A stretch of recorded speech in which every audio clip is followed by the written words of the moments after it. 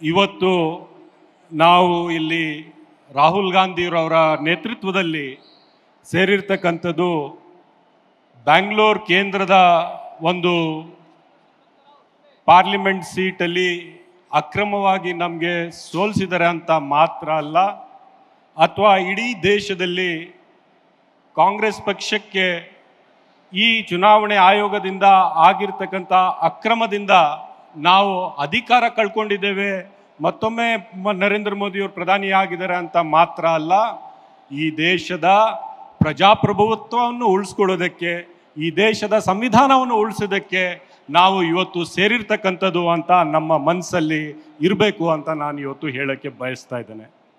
ಆತ್ಮೀಯ ಬಂಧುಗಳೇ, ಇವತ್ತು ಇಡೀ ದೇಶದಲ್ಲಿ ಮುಂಚೂಣಿಯಲ್ಲಿ ಕಾಂಗ್ರೆಸ್ ಪಕ್ಷ ಚುನಾವಣೆಯ ಅಕ್ರಮದ ಬಗ್ಗೆ ಯಾಕೆ ಹೋರಾಟ ಮಾಡ್ತಾ ಇದೆ?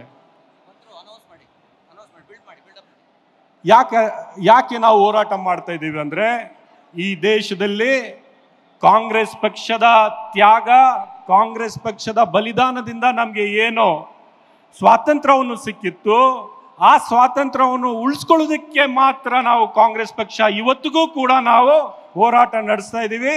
ಈ ಹೋರಾಟದ ನಾಯಕತ್ವವನ್ನು ನಮ್ಮ ನಾಯಕರಾದಂಥ ಸನ್ಮಾನ್ಯ ರಾಹುಲ್ ಗಾಂಧಿಯವರು ವಹಿಸ್ಕೊಂಡಿದ್ದಾರೆ.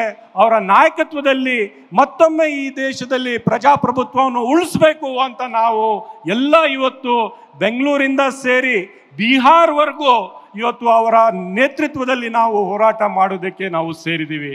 ಈಗಾಗಲೇ ಬಂಧುಗಳೇ, ರಾಹುಲ್ ಗಾಂಧಿಯವರು ನಮ್ಮ ಈ ಆವರಣದಲ್ಲಿ ಈಗಾಗಲೇ ಬಂದಿದ್ದಾರೆ. 2 ನಿಮಿಷದಲ್ಲಿ ಅವರು ವೇದಿಕೆಗೆ ಬರ್ತಾರೆ.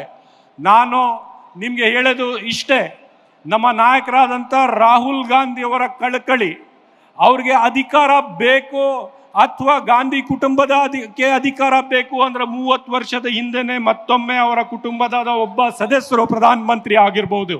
ಆದರೆ ಆ ಕುಟುಂಬ, ವಿಶೇಷವಾಗಿ ನಮ್ಮ ನಾಯಕರಾದಂಥ ರಾಹುಲ್ ಗಾಂಧಿಯವರು ಇವತ್ತು ಇಡೀ ದೇಶದಲ್ಲಿ ಸಂಚರಿಸಿ ಈ ದೇಶದ ಪ್ರಜಾಪ್ರಭುತ್ವ ಉಳಿಸಬೇಕು.